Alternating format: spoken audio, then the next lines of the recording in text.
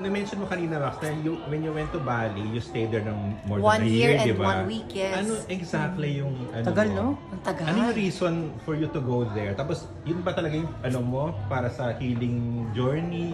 Doon ka ba talaga nagkaroon ng enlightenment? Doon mo nakuha lahat tong inaral mo na to, Yes. na ngayon ay sinishare mo? Exactly. Ano talaga yung, ano mo nun? Parang, intention of going there. Tapos, ba't ka nagstay ng ganun katagal? So, that's a very good question kasi my intention for going to Bali nung 2020, it was really to study a teacher training course to become a yoga teacher. Although my very first course, I took it in 2019. Yung sa 2020, parang follow-up course siya. Parang like an additional course. And I really wanted to study yoga and meditation in a different country. So that was my intention for going there. It was to study to become a yoga and meditation teacher. And also it was to heal. Heal my anxiety, heal my depression, heal my pain. Pagdating ko doon, hindi ko inakala na magkakaroon tayo ng global lockdown. So dumating ako doon, ang flight ko was February 29, and then nag-lockdown March 15. Yeah, right. So kalagitnaan ng teacher training ko, I had the option, 30 days, 1 month. 1 month lang pala dapat. Intensive siya. So 1 month, sa kalagitnaan, biglang nagka-lockdown, sabi ko, hala, am I supposed to go home or am I supposed to stay? So that was one of the most challenging moments in my life to make that decision. Kasi ang na-realize ko was, if nagpanic ako at umuwi, edi it's not my intention. My intention is to heal.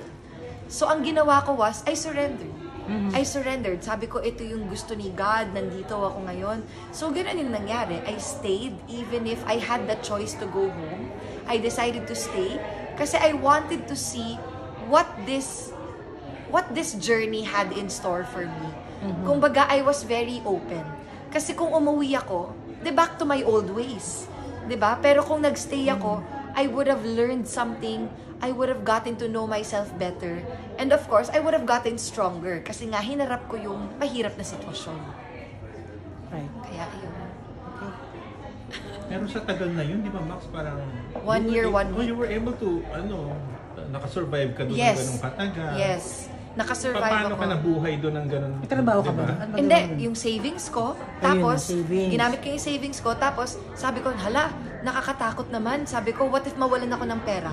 What if magkasakit ako? What if magka-COVID ako doon? Were you allowed to work? We were allowed to work, but at the same time, parang unti-unting sinagot ni God yung mga questions ko.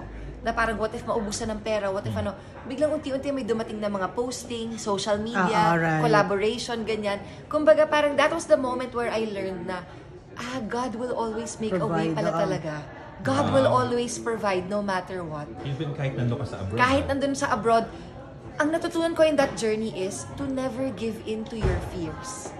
Always overcome your fears. Yun yung natutunan ko na kahit pala may fear tayo, pwede pala nating ramdamin yung fear at gawin pa rin kung ano yung gusto natin gawin.